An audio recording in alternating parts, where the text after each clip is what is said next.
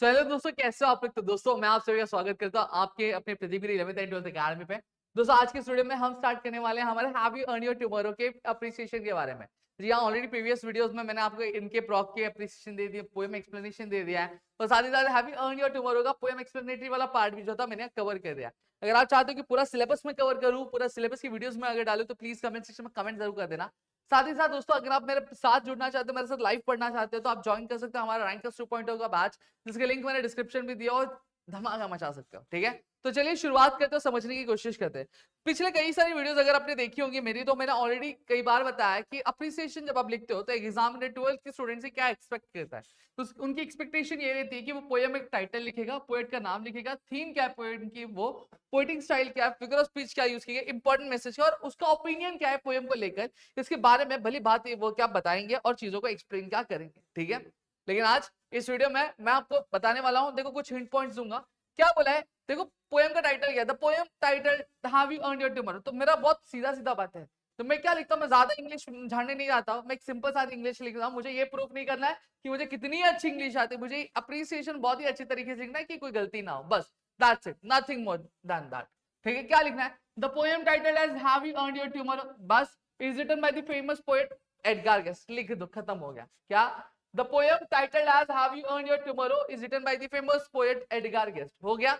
अब अगर आपसे हो रहा है तो आप क्या करो, एक लाइन पोएट के बारे में लिख दो, कहीं से पता करके जुगाड़ करके सर्च कर लो, एक पॉइंट अपना इससे ऐड करो, फिर उसके बाद पोएम के बारे में दिया है, the poem emphasises the importance of living each day with kindness and making small contribution to others life. अब यहाँ पे पोएम का थीम क्या है, पोएम का थीम क्या है कि यहाँ पे जो पोएट है, ये पोएट कहीं ना कहीं एक इंपॉर्टेंस एम्फोसाइज कर रहे हैं कि भैया कि हर एक दिन को जो जीने का जो इंपॉर्टेंस है कि कैसे जीना है, काइंडनेस के साथ जीना है, और कहीं ना कहीं कुछ ऐसा काम करना है जिसकी वजह से आपकी जिंदगी में नहीं, दूसरों की जिंदगी में क्या खुशहाली आए, दूसरों की जिंदगी पहले से अच्छी हो, और वो हमेशा आपको क्या याद करके रखे। ठीक है, good deeds today ensure a better tomorrow for ourselves. और ये कहीं ना कहीं ये कहना चाहते हैं कि आज हम जो भी अच्छे कर्म करते हैं, अच्छे काम करते हैं, लोगों की भलाई करते हैं, कहीं ना कहीं वही कर्म, वही अच्छी भलाई क्या होती है हमारे दूसरे दिन के लिए, हम दूसरे दिन में हम हमारी जीने की क्या इंपॉर्टेंस बढ़ाती है। ठीक है, हम जी सके उस लायक हमें क्या बनाती है। फिर क्या बोले पोइटिक्स है, जो पोएम है वो लिखी गई है किसमें, राइमिंग कप्लेट्स में। राइमिंग कप्लेट्स मतलब क्या, A A B B C C D D में लिखी गई है। ठीक है, तो पोएम कौन सी लिखी गई, राइमिंग कप्लेट्स में लिखी गई है, और उसमें 4 क्वाट्रियंस है। It follows a rhyme scheme of A A B B C C A A. क्या बोला गया, ए A B B C C A ए। फिर देखो वापस क्या, D D E E F F A A. समझा, क्लियर हो गया। फिर उसके बाद क्या, जो लैंग्वेज है बहुत ही ज्यादा सिंपल और क्लियर है, और making it easy to understand. यानी जो पोएम जो लिखी गई बहुत ही सिंपल सादी भाषा में लिखी गई है, कुछ ऐसे वर्ड्स नहीं लिखे गए जो लोगों को गुमराह कर दे या फिर कुछ अलग ही चीज बात करे, नहीं भाई नहीं, एकदम सिंपल लैंग्वेज में लिखी गई कि एक बंदा जिसे इंग्लिश आती होगी वो इजिली इस पोएम का मतलब क्या है, पोएम में जो पोएट है वो क्या कहना चाहते हैं, क्या अपने दर्शकों को बताना चाहते हैं, इसके बारे में क्या जान सके। फिर क्या बोला, फिगर ऑफ स्पीच बोला। फिगर ऑफ स्पीच क्या, अलिट्रेशन है, एंटिथेसिस है, इन्वर्जन है, मेटाफोर है, पर्सोनिफिकेशन, रेपिटेशन। ठीक है, यहाँ पे मैंने एक चीज बता दी। अगर और थोड़ा बड़ा करना है तो आप कैसे लिखोगे, the poet has used many figure of speech in the poem to beautify the poem. हम फिगर ऑफ स्पीच यूज क्यों करते हैं, सेंटेंस को ब्यूटीफुल बनाने के लिए। तो उसी तरीके से पोएट ने फिगर ऑफ स्पीच यूज किया है पोएम में, क्या करने के लिए, पोएम को ब्यूटीफाई करने के लिए। जैसे फॉर एग्जांपल अलिट्रेशन ले लो, एंटिथेसिस ले लो, इन्वर्जन ले लो, मेटाफोर ले लो, पर्सोनिफिकेशन, रेपिटेशन। अब फॉर एन एग्जाम्पल अगर आपको ये चीज पता है कि आपको एक आधा फिगर ऑफ स्पीच का एग्जाम्पल पता है, तो आप क्या लिख सकते हो, there are many figure of speech used in the poem to beautify the poem such as alliteration, antithesis, inversion, metaphor, personification.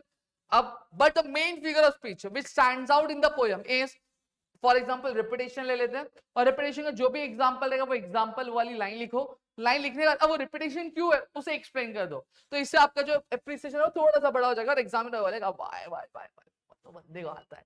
ठीक है, फिर उसके बाद क्या, important message, poem teaches that even the smallest good deed can ensure a brighter future for ourselves। यहाँ पे जो poet हमें क्या सिखा, पोएट जो है पोएम के माध्यम से क्या सिखा रहे हैं, पोएम के माध्यम से हमें ये सिखा रहे हैं कि आज हम जो छोटे छोटे कर्म भी करते हैं वो कहीं ना कहीं हमारे कल के अच्छे फ्यूचर को क्या बनाते हैं हमारे लिए। साथ ही साथ बोला है कि हमें हमेशा काइंड रहना चाहिए और हेल्पफुल रहना चाहिए, ताकि हम हमारा जो कल है वो क्या कर सकते हैं, हम कमा सके, वो हम क्या कर सकते हैं, वो हम अर्न कर सके दोस्तों। समझ में आ गया? तो ये चीज क्लियर। और ओपिनियन अपनी मर्जी से भी लिख सकते, but what I suggest you is to write the opinion in a very positive manner, not in a very negative manner. ठीक है, क्या बोला है? I believe that the poem is a great reminder to good to others. क्या बोला है कि यहाँ पे मैं मानता हूँ कि ये जो पोएम है, ये पोएम क्या है, एक बहुत ही बड़ा रिमाइंडर है क्या, कि हमें अच्छा रहना है क्या दूसरों के लिए। It challenges us to reflect on our actions and encourage us to contribute positively to the world. ये कहीं ना कहीं जो पोएम हमें चैलेंज कर रहा है, ठीक है, चैलेंज कर रहा है कि हम क्या कर रहे हैं, हम हमारे जो एक्शंस को इस तरीके से रिफ्लेक्ट करें और कंट्रीब्यूट, और हमें एंकरेज करा है कंट्रीब्यूट करने के लिए दुनिया में पॉजिटिविटी, लोगों की जिंदगी में पॉजिटिविटी। और इससे क्या होगा, इससे जो फ्यूचर होगा वो बहुत ही ज्यादा अच्छा होगा। ठीक है, तो मेरे ख्याल से यहाँ पे मैंने आपको पूरी चीज आपको समझा दी, होप सो चीज आपको क्लियर हो गई होंगी। Still, if you have any doubt, please do let me know in the comment section। और वीडियो अच्छी लगी तो प्लीज वीडियो को लाइक करिए, चैनल सब्सक्राइब नहीं किया तो चैनल सब्सक्राइब करो, अपने दोस्तों से शेयर करो, ताकि ऐसे और कई सारे वीडियोस मैं आपके लिए लेकर सकूं आपके अपने प्रतिगिरी 11th एंड 12th अकेडमी पे। ऑलरेडी मैंने 50% सिलेबस आपका कंप्लीट कर दिया है, प्रो सेक्शन से, पोएट्री सेक्शन से, नॉवल सेक्शन से, और भी क्या चाहिए प्लीज बताओ, मैं आपके लिए लेकर आऊंगा। और इस वीडियो को जितना हो सके उतना शेयर कर दो। चलो मिलता है अगली वीडियो में, बाय बाय, टेक केयर।